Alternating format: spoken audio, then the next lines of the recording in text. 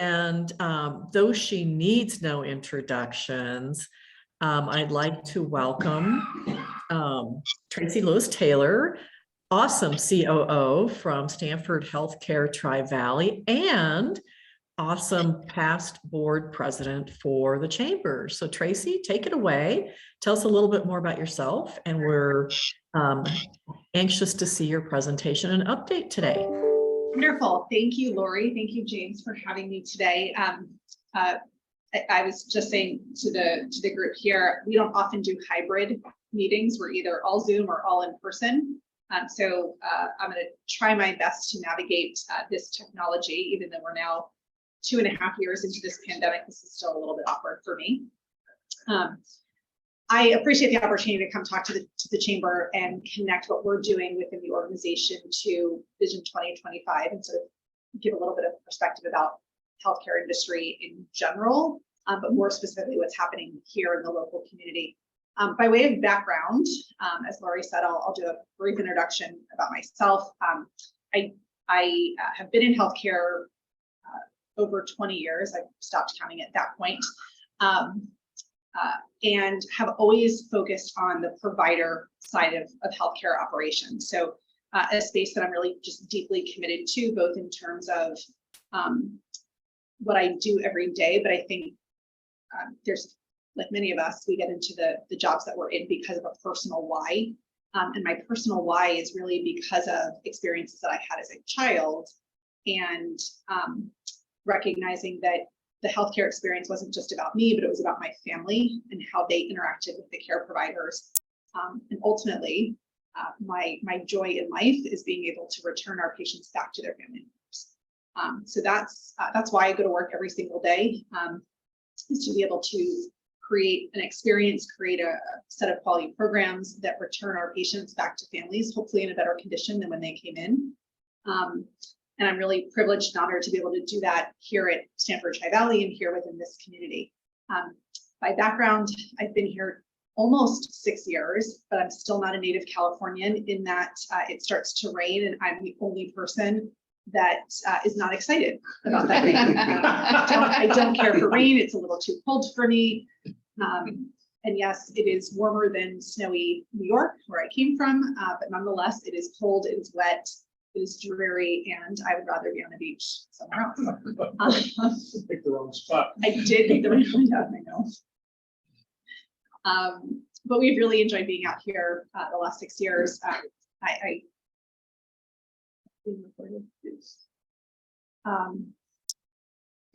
Like all good healthcare executives, there's always phone calls that come our way.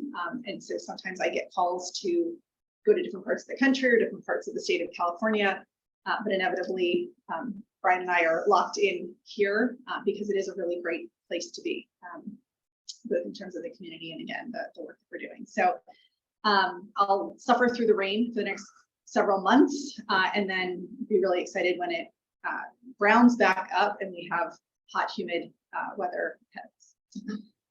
So I'm going to just jump right in. I should probably share just in terms of the context, and we'll do this while I'm sharing my screen. I mentioned 20 years of healthcare experience on the provider side. I've always been sort of in an environment that has both academic and community partnerships. So it's a space that I really enjoy. I love the aspects of academia that help to promote both research as well as education, as well as excellence in clinical practice. But I really enjoy being able to do that in a community hospital setting. And so I think it's sort of the best of both worlds. Won't bore you with other parts of my background, but happy to share my expertise and why I'm a good fit for this presentation. So let me just dive right in. I'm going to tell you a little bit about who we are as an organization, just in case you're not quite familiar with Stanford Tri-Valley and how we fit into the larger Stanford medicine system. I think that's a really important concept. Then I'll talk a little bit about community healthcare and sort of our community needs assessments and how we think about the health needs of the surrounding Tri-Valley area. And then I'll talk a little bit about what we're doing internally within the walls of the hospital to build programs and capability in clinical excellence. All right, so who we are as an organization. We show this slide at our new hire orientation because it's really important that we share with our employees as well as our community base how we fit into the larger system. And so you'll see at the very top, Stanford Medicine. We are all part of Stanford Medicine. And there are multiple entities within the Stanford Medicine umbrella. On the far left, you'll see School of Medicine, which is the university academic practice. We have a number of faculty practice clinics that do reside here in the Tri-Valley, and they all roll up through our School of Medicine providers, but they are sort of administered by Stanford Healthcare. Stanford Medicine Children's Health, what we all commonly refer to as Lucille Packard Children's Hospital, or Packard. Again, really strong footprint in this community as well. So they're partners with us as we think about the adult delivery system, which is Stanford Medicine Healthcare. That's really the entity that we think of when we think of the buildings out in Palo Alto, as well as the buildings out in Emeryville, Redwood City, South Bay Cancer Center, and others. And I'll show you a map in just a moment. Within that Stanford Medicine Healthcare umbrella, there's really two entities associated with the healthcare delivery system. There's sort of the large Palo Alto umbrella, and then we have Stanford Medicine Healthcare Tri-Valley. It's our entity right here in our community. We sit squarely under that Stanford Medicine Healthcare framework. And then we partner really closely with Stanford Medicine Partners. That was the former UHA practice, which is the community physician group that's associated with Stanford Medicine. So we've got faculty under School of Medicine, and we have Stanford Medicine Partners, which are community providers. So the real difference between those two is that the Stanford Medicine Partners, the community providers, many of you will know that as VCPA, or Valley Care Physician Associates. That's part of that group and sort of an evolution. The main difference is that School of Medicine focuses more on and has a stronger requirement to focus on research and education. So they have a tripartite mission where Stanford Medicine Partners solely focuses on their clinic operations, the delivery of healthcare at a patient interaction level. Does that make sense? Mm-hmm. All right, so that's sort of who we are, just as an umbrella. I mentioned all of the different sites under Stanford Healthcare, and you'll see these red dots that are covered throughout the Bay Area, noting obviously Menlo Park, Palo Alto, Los Gatos, other parts of the South Bay, and then of course the really strong presence out here in the East Bay, whether that's Berkeley, Oakland, San Leandro, but then obviously the points east of that along the 680 corridor, including Concord, Walnut Creek, Danville, San Ramon, and of course Pleasanton. So we're really excited about being part of this really comprehensive, very robust, very deep system that provides care literally across the Bay Area. And I think that's a really important part of what we're trying to do in terms of the delivery mechanism, is make sure that we bring the right set of services to our patients right in their community so that the travel distance doesn't become the barrier. And of course, stop me if you have any questions along the way. I actually do. Please. I was just recently told that you guys are pulling out of Concord.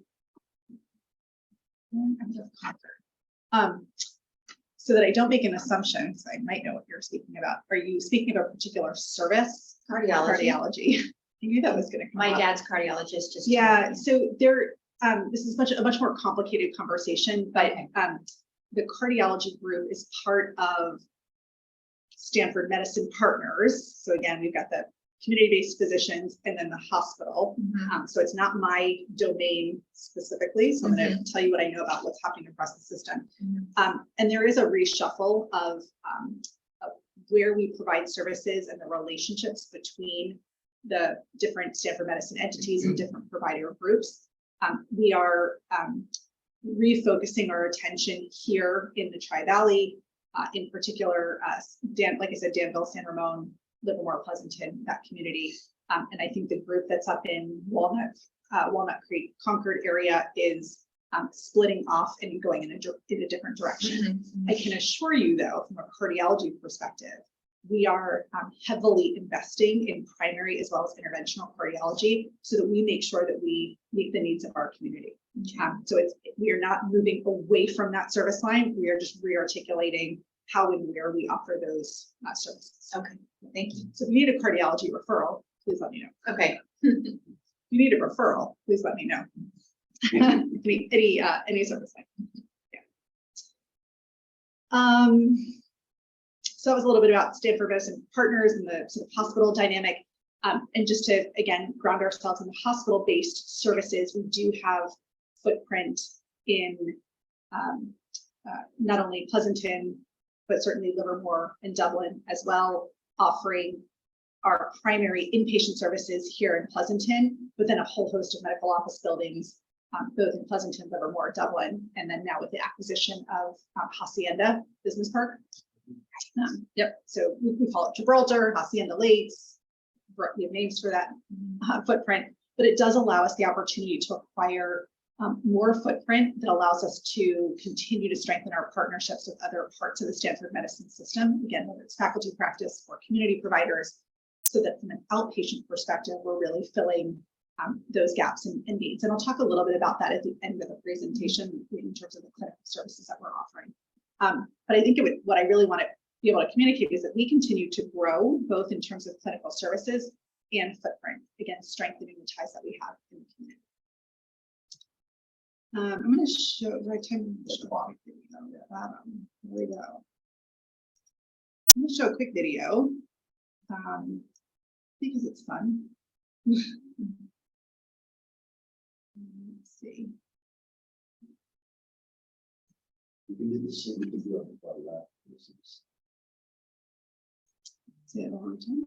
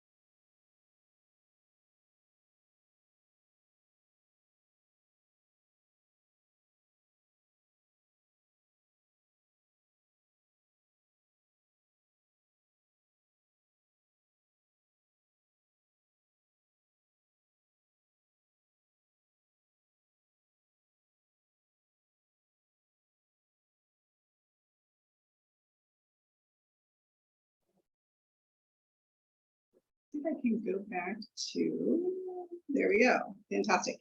So that video was recently launched and created to help us articulate some of the work that we're doing and to demonstrate our the value of our name change, right? So we know it's a branding conversation, but it really allows us the opportunity to connect the name change, so we're not losing our Stanford healthcare relationship. In fact, we're really reinvesting in what that relationship looks like.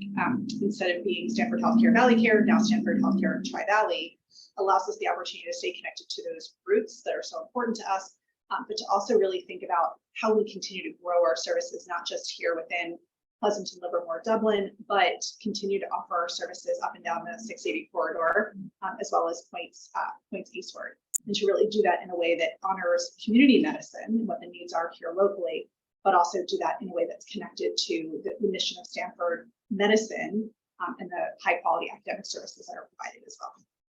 So a little bit of a teaser, because I'll get back to some of the work that we're doing in terms of development at the end of the presentation. But what I want to be able to do is, in thinking about the 2025 forum, really think about our community at large and talk a little bit about what has been identified as the key needs of this community and how we healthcare organizations, and then as how we Stanford Healthcare Tri-Valley are really focusing on those healthcare needs and investing in solutions that will improve upon the gaps that have been identified. So let's start with just a community health needs assessment. And again, not too super technical, but the Affordable Care Act in 2010 outlined a set of requirements for all nonprofit hospitals that required them to conduct and deliver on a community health needs assessment every 3 years. And that was a requirement in order for healthcare organizations to maintain their nonprofit status. So yes, it is something that we're required to do. I want to be transparent about that. But very much as a community hospital, we believe that there is value in going through this exercise and understanding what the needs are of our community, and then taking a process of evaluation to see what we can do to address those needs versus what we need to do to help partner with other local entities to make sure that those needs are addressed, recognizing that we're not necessarily the subject matter experts in everything. And so how do we help partner and help fund different initiatives that will help close those gaps? So this process, the community health needs assessment, again, is something that every nonprofit community hospital goes through. And we do this with a third-party entity, and we do this exercise in coordination with other local healthcare systems, as well as with representatives from both Alameda County as well as Contra Costa County. So we bring a lot of experts together to help us identify what the needs are. And the criteria are really 4 key things, which I've listed on this particular slide. Community priority, we look at what does our community say in terms of their needs and how do they prioritize which ones are more important than others. We look at disparities or inequities between different populations or groups of individuals. We look at where our community may not have the assets or resources needed to invest into a particular issue. And we look at how we can lean in to help support those particular issues. And then we look at what's called a multiplier effect. If we're able to tackle one particular issue, does it help us solve elements that are seen across other aspects of our community health needs assessment? So when we think about our prioritization strategies, we take into account these four particular items. Oops. My mouse is more sensitive than mine. So I'm going to rewind to 2019, because that was the last community health needs assessment that we conducted, where we had a fully developed implementation strategy that we were able to implement. And then I'll tell you a little bit about what we're doing today. So this particular slide highlights the 11 priorities that were identified during the 2019 community health needs assessment. And you'll notice we've highlighted 3 of these particular areas: behavioral health, healthcare access and delivery, as well as healthy eating, active lifestyle, diabetes, and obesity. Highlighted those as the top opportunities for Stanford Tri-Valley to invest in. Is mental health part of behavioral health? Yes. So that's because you're One talking of the about the things. multiplier effect, Correct. and I was like, man, start with something Yes. big. We always like to start with something big. Yeah. Yeah. But yeah, Okay. behavioral health is Mental really the mental health Okay. component. Yeah. We'll talk a little bit about what we've done and what we'll continue to do, and maybe what that looks like. But again, as I said before, we're not necessarily the experts in each of these particular domains. And again, full transparency, we don't offer behavioral health or mental health services within the hospital setting, but we recognize that it's a critical need for our community. Similarly, when we think about whether it's healthy eating or active living, we offer some of the programs or services through our primary care clinics, or through activities that we're doing on the inpatient side, right?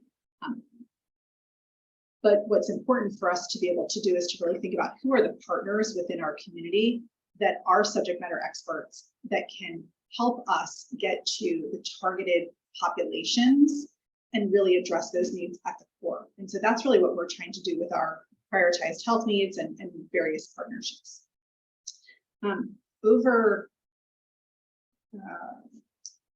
One other note, that health needs that were identified in 2019 then served as a foundation or a roadmap for how we invested our dollars and how we formed partnerships over the next 3-year period of time. So 2020 to 2022 efforts were all informed by the 2019 community health needs assessment.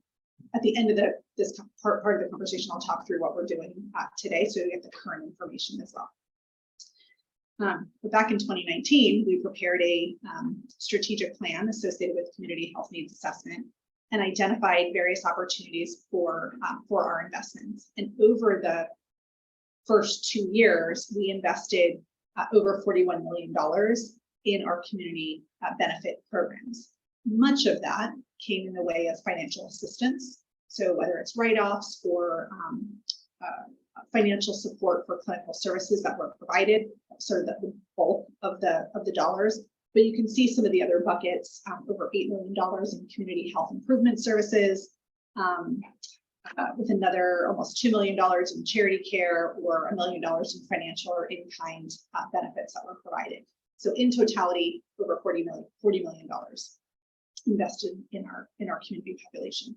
What I think isn't particularly relevant, in my opinion, are some of the specific areas that really highlight how we spent our dollars.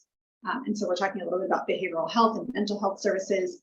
I think we've listed a couple here where we've invested some dollars, in particular, investing in Access Community Health. So an example of how we invest dollars is we would give Access Community Health a grant to run certain mental health programs. So we sponsored a licensed marriage and family therapist for a multi-year period of time in order to be able to provide those services for that patient population. And so that's an example of maybe something that we don't do within our hospital setting, but how we continue to support our community.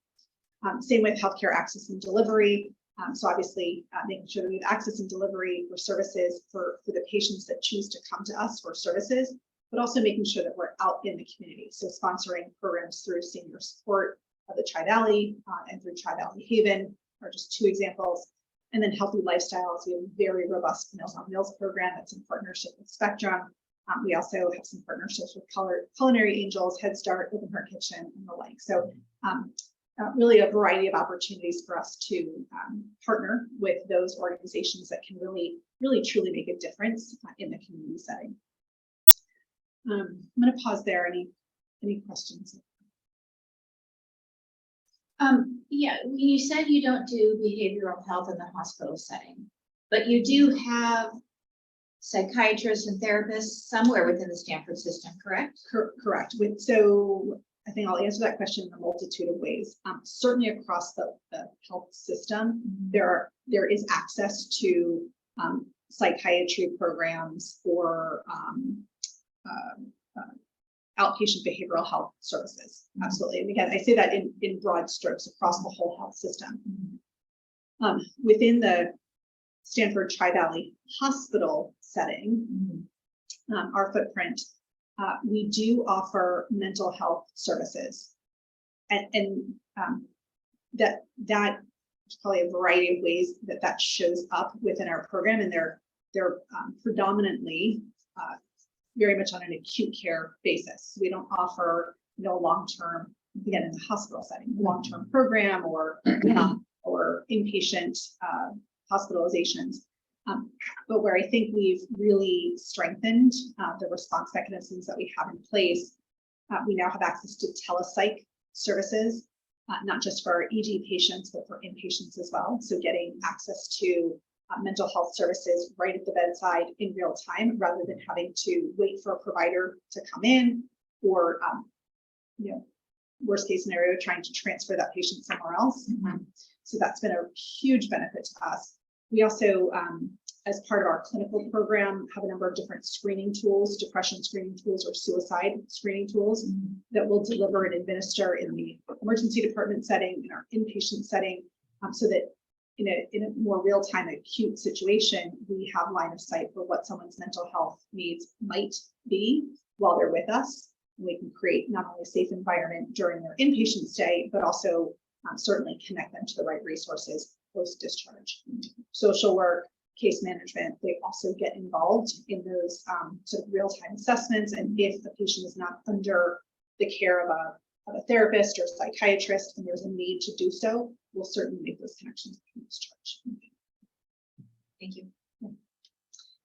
We're really proud of our inpatient telepsych program Good. because it is a much more efficient and real-time model for us. It's also helped to create some stronger partnerships with the Pleasanton Police Department, and in particular, this time last year, through the launch of our telepsych program, we've been able to apply 5150s within our own setting rather than having someone from the police department come in and create the assessment and paperwork for that patient. So it's been a really beneficial process for our patients and for their families. Again, getting patients the right care at the right time in the right setting in a timely manner. Really important. And then of course it doesn't take on police force. Right. Right. It's just such an epidemic right now. It is. So I'm glad you guys are concentrating on that. Yeah. Trying to think of other things. Those are probably the big areas of focus. And again, you'll hear some similar themes come up as I talk about what's happening in 2022.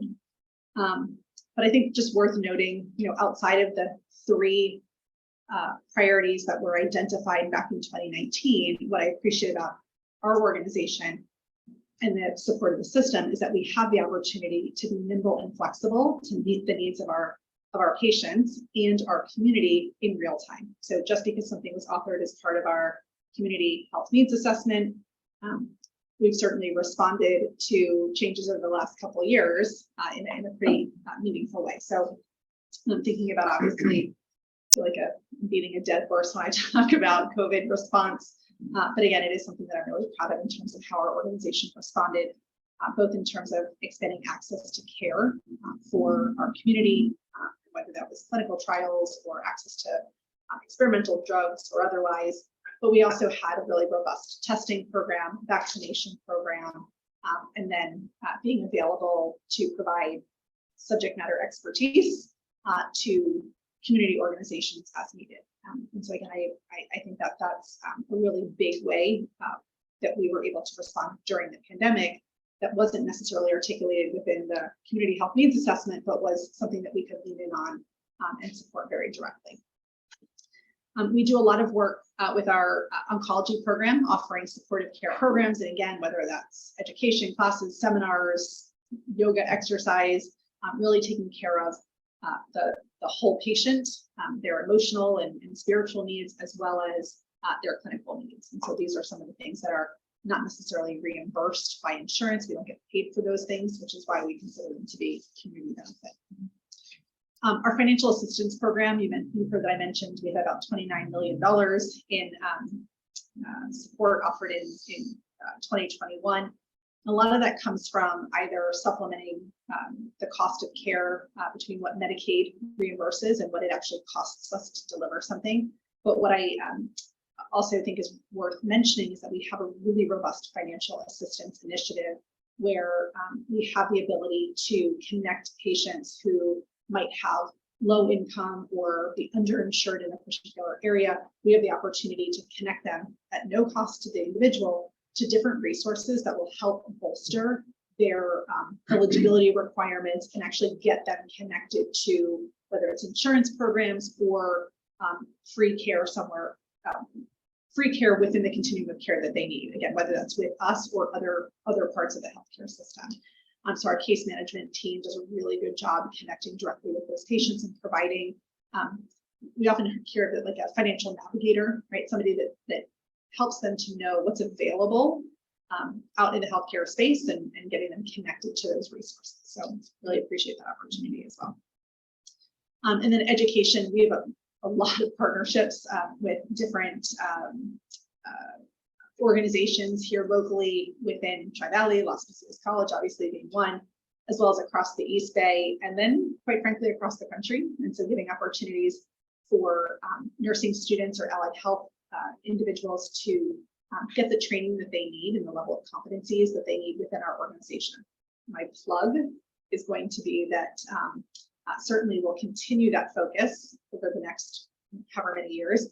And it is also a strategic objective for us to make sure that we have opportunities to retain those individuals. So giving them the training, absolutely, but then creating an environment or pathway where they then can move into full-time, part-time paid positions with our organization. So really developing a much more formal nurse residency program or program for new grads so that they get their clinical experiences and then stay with us. All right, so 2022, this is really the meat of what's the here and now. So again, over the last year or so, we took the opportunity to again partner with other healthcare entities, with the various leaders at the county level, and looked to assess the current state needs of our community. And through that scope of work, there was a list of 9 different items that were identified as prioritized health needs. And we picked, for all intent and purposes, the top 5. We consolidated them into 4 main topics. So you'll see housing and homelessness, along with economic stability as a main prioritized need. That's our number 1 need. Behavioral health, mental health continues to be at the top of our list, as well as healthy eating, active living, obesity, diabetes, and then access and delivery. So same list from 2019 deliberately because they continue to be at the top of the needs of the community, with, of course, the addition of housing, homelessness, and economic stability, probably as a result of things that have happened over the last 20 years. So this will serve as the foundation for our next strategic planning cycle, which is happening now. So unfortunately, I'm probably about 2 months too early in the presentation, but we have a discussion that is being proposed to our board next week, which will allow us the opportunity to share with the board not only these prioritized needs, but how we intend to invest and partner with our community just to begin to address some of these particular issues. In January of 2023, the implementation plan associated with these particular needs will be published on our Stanford Tri-Valley website. This is public information, and so within the presentation, along the way, I've noted just different hyperlinks to our website. You can certainly go in there today and see prior year community health needs assessments. You can see what our strategic implementation plans look like, how we performed against those plans, and then again in January, you'll see what we're focused on next. Tracey, who do you talk to when you do your needs assessment? Who provides all that information? Great question. Let me get my notes because I like the notes. Yeah. Okay, so our community input, again, as I mentioned, was organized through a third-party consultant. So they help us pull all this information together. And we do this in concert with 12 other healthcare organizations, which I think is a good strategy. So we're all getting the same information at the same time. But they talk to local health experts, community leaders, community organizations, as well as public health leaders within Alameda County and Contra Costa County. I don't know if it's on our website or not, but I would imagine that we have a list of the organizations that we specifically targeted. I just did not recall. Okay, thank you. Tracey, is there a public presentation as a this that those partners to be coming together and do a public presentation in the CHMA? That's a great question. I don't believe that there has been a forum where all the different entities across the Tri-Valley have come together to put one collective report together. It was the exact effort I was making up in the Mayo area because they have their partnership up there with North Bay, Kaiser, Cleveland Valley, the partners together. And so Chamber approached them and they were going to be one of our to highlight events was to do that CH. I think actually it's supposed to be not, it was supposed to be one, but because that was the concept. And they helped the entities put that together and create a public summary report or we can present that and the Chamber facilitate that as a presentation. I it's, I think it's something that I'd be interested in. Yes, we, You guys, yeah, sure, we would love to partner with our peer organizations, bring something together again that really demonstrates the value that we're providing to the community. Because you're right, what I'm sharing is what we're focused on. But I think for the chamber and the community, it would be interesting to see how they all fit together. I would imagine that many of us are going through this cycle at the same time, but I think that's something that I would have to confirm. So probably early spring would be a great opportunity for us to get together and present something a little bit more. Yeah, great. Great. I'll take that back to our. Yeah, as a matter of fact, Alameda County right now is conducting a human services needs assessment right now. That on the Human Services Commission we've been a part of. it's a great opportunity for us. For sure. Too.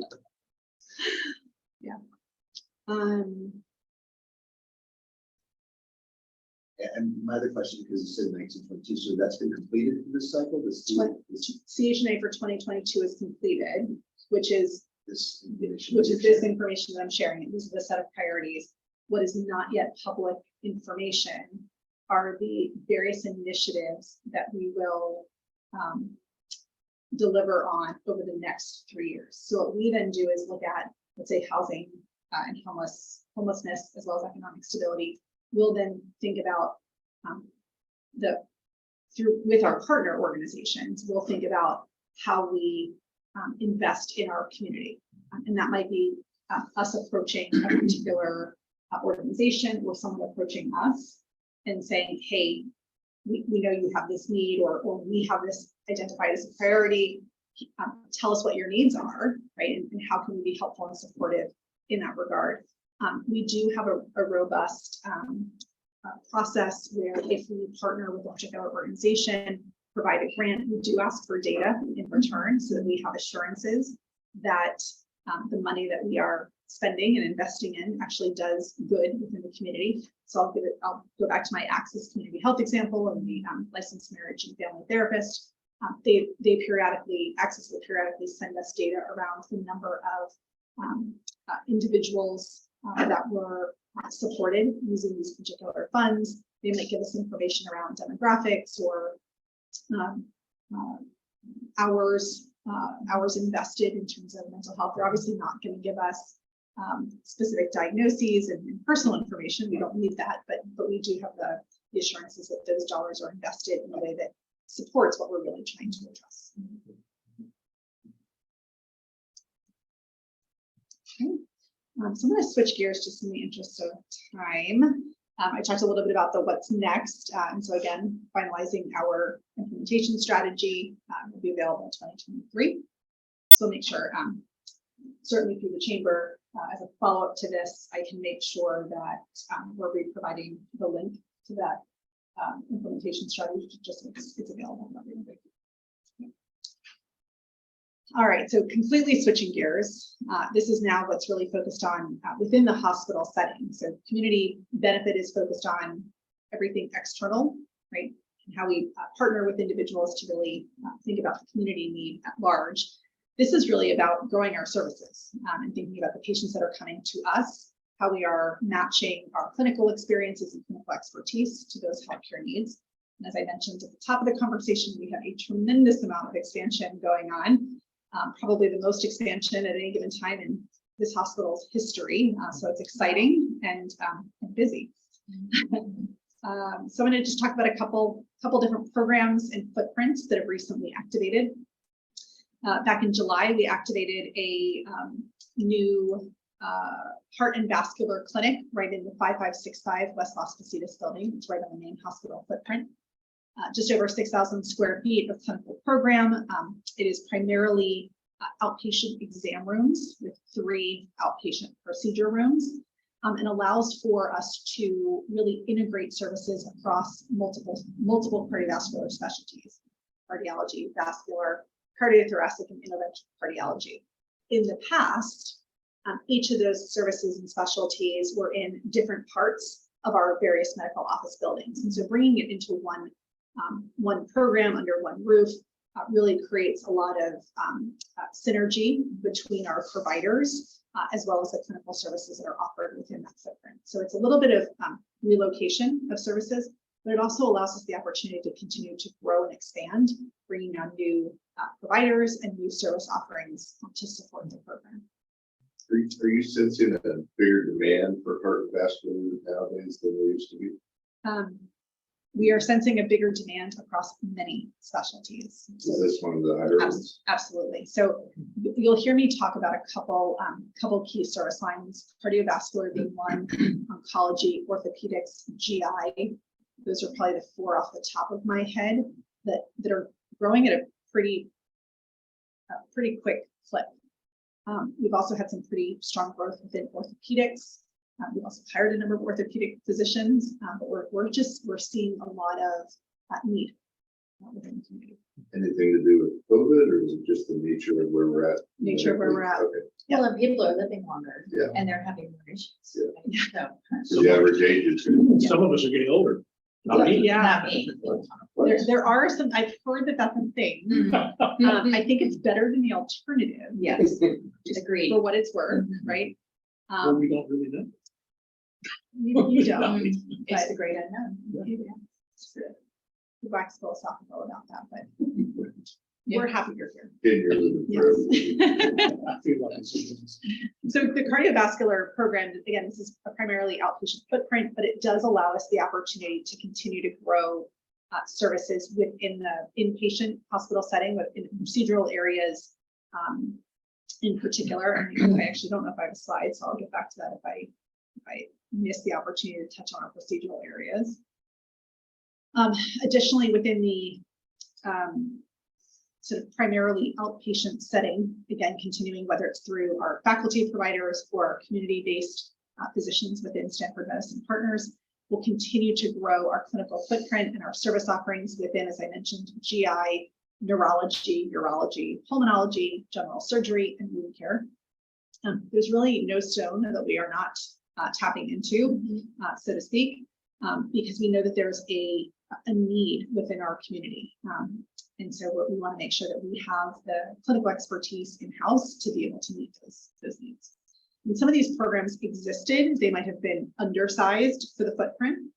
So we're growing, and I think about gastroenterology is a really good example. We're growing the base of not just GI services, but we're also adding the complexity of care. And so bringing on new providers that are performing interventional endoscopy procedures or sort of more complex so that patients don't have to go to John Muir or UCSF or somewhere else. Or even just across the bay. Or even just, that's far.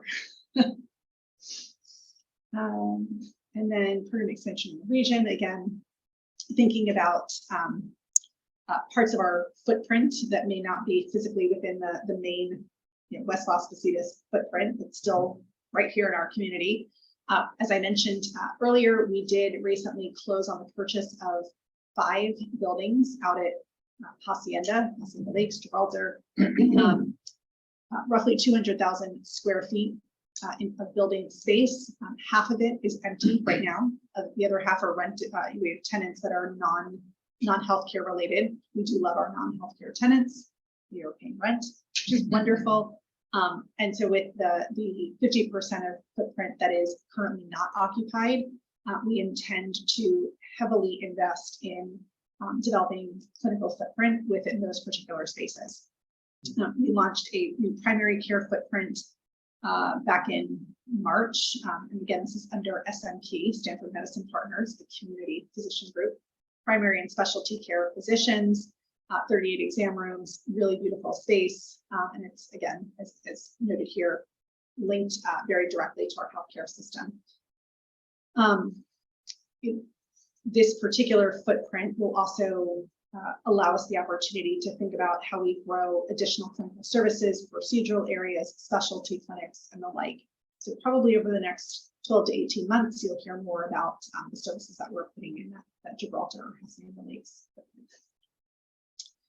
OBGYN and women's health continues to be a strong focus for us, just given the nature of the population growth. So we've got our site through, again, Stanford Medicine Partners over on First Street, Pleasanton. Again, making sure that we have coordinated services across OB/GYN, labor and delivery, and ultrasound all under one footprint. Orthopedics and oncology. This is the 5725 building, right in the corner of, I think it's West Las Positas and Stonebridge? Stone Ridge. Yes, thank you. Think about that cross street. Really, we own this building, so it's a really important footprint for us, allows us the opportunity to grow cancer services in particular on the first floor. So expanding our infusion chairs from 12 to 24, adding in a pharmacy right on site. So being able to improve the turnaround time of our oncology services that are offered within that space. It's always one of the biggest complaints in oncology clinics.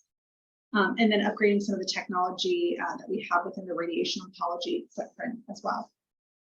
Within orthopedics, which is on the second floor, I mentioned we added a number of new providers over the last several years, and we're up to somewhere between 8 and 10 orthopedic providers.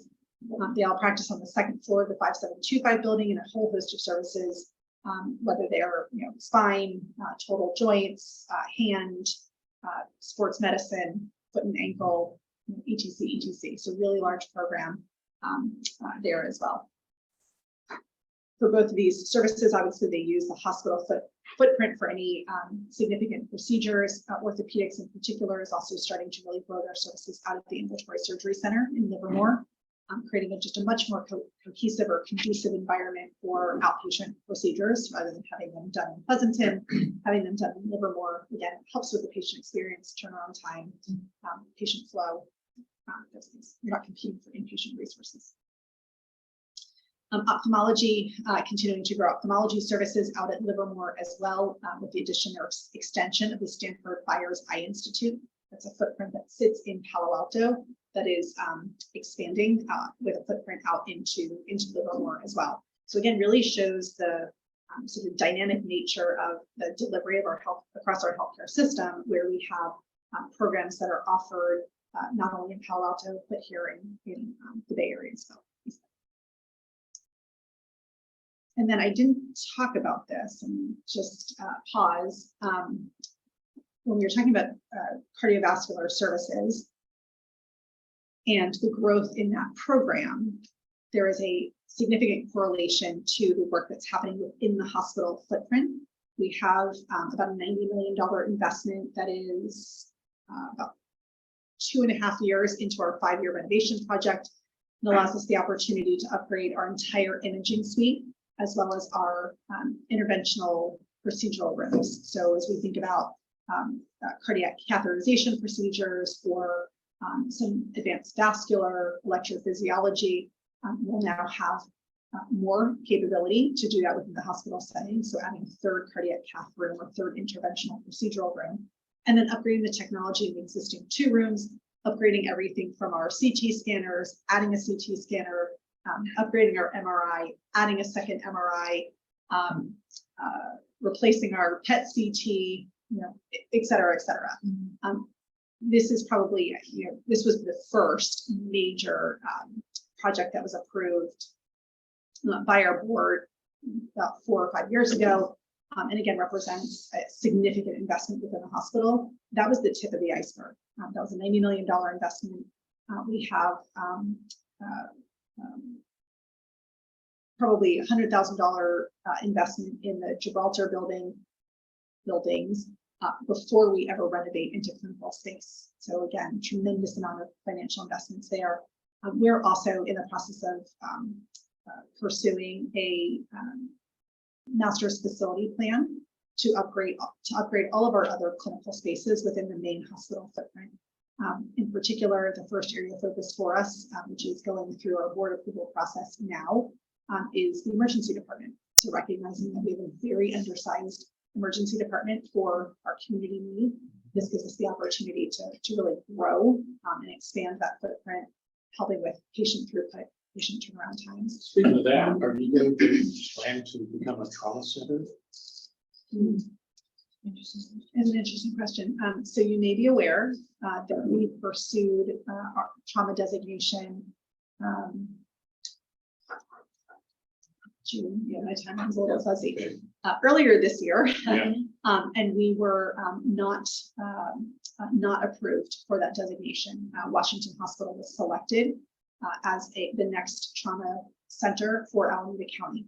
I won't report to know all the intricacies of the approval processes, but suffice it to say, the approvals do come at the county level. They look at the community need, as well as the location of services, as well as some cost to implement a particular program.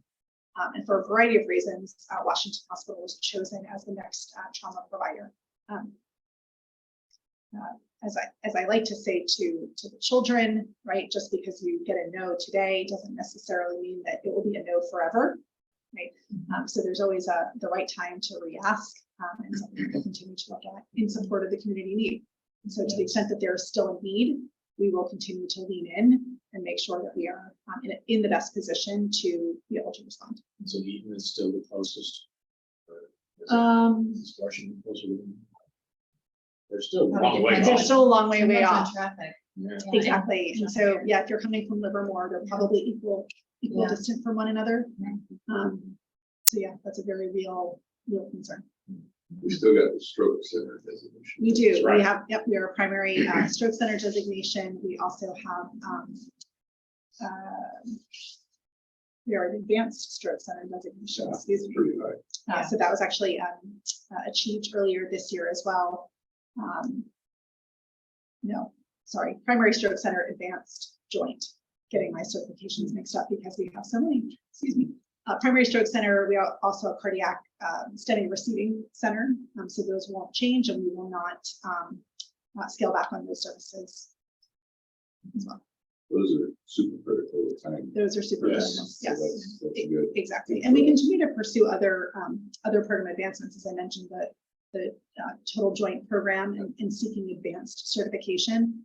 Those are milestones that help us demonstrate our opportunities and commitment to continuous improvement in performance. So it's investing in, and I'll use joint as a great example, the quality metrics, outcome metrics associated with total joint replacements, but having that designation and accreditation also demonstrates that we have a mechanism for care coordination across all of our providers. So whether a patient travels from the outpatient setting, inpatient to a post-acute rehab back to their provider, what the advanced certification is acknowledging is that we have a system in place to make sure that there's a high quality of care standards and connectedness across each of those different entities. And that's different from your basic joint accreditation. And so for us, every accreditation and level of accreditation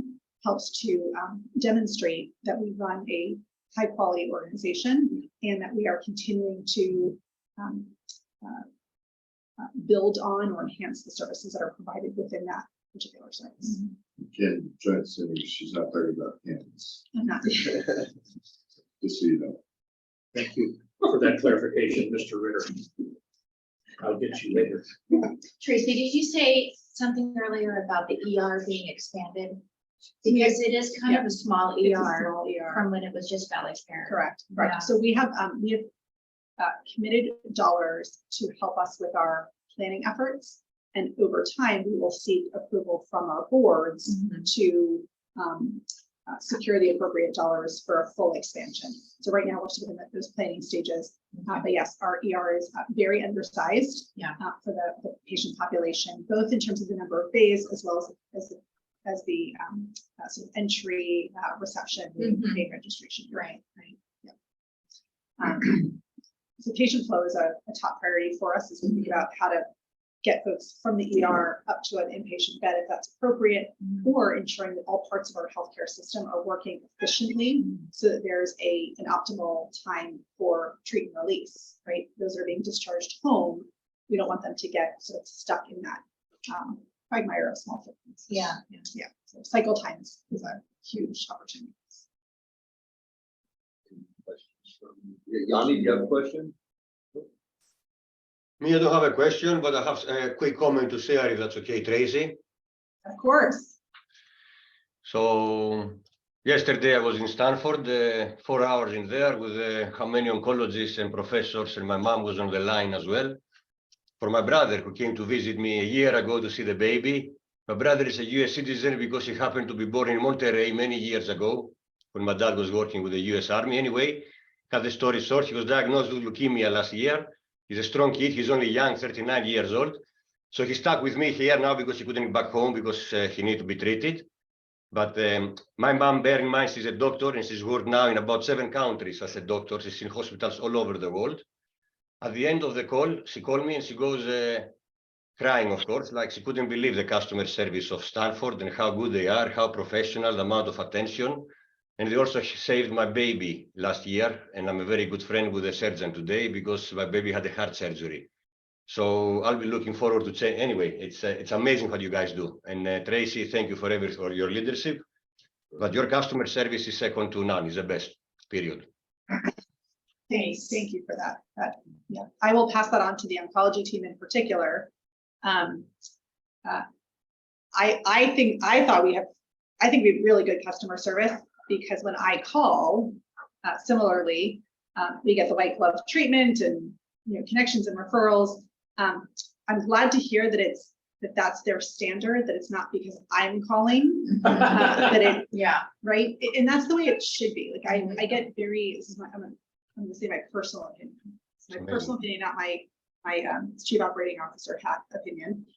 But I get a little bit twitchy when we talk about VIPs or individuals who we should create an experience that resembles the white glove treatment. Because in my opinion, we should be doing that for everybody. And I do believe that we have a culture where we expect that from all of our teams, that it doesn't matter who's calling or who's coming in for service, that there is the expectation that everyone is a VIP.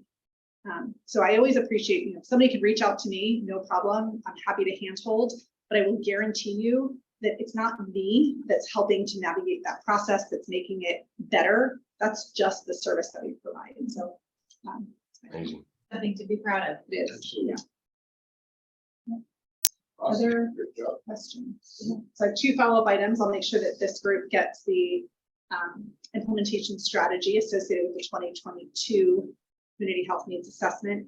And I will engage our community affairs teams to see how we can partner with the chamber as well as with other organizations to create a more comprehensive overview of our broader community responses to the most recent CH. Thank you, Tracy. Thank you very much, Tracy. All right, I think I'm disconnecting. Bye, Zoomers. Bye. See y'all. Bye, guys. Bye, Zoomers. Good job, Trace. Yeah, great job.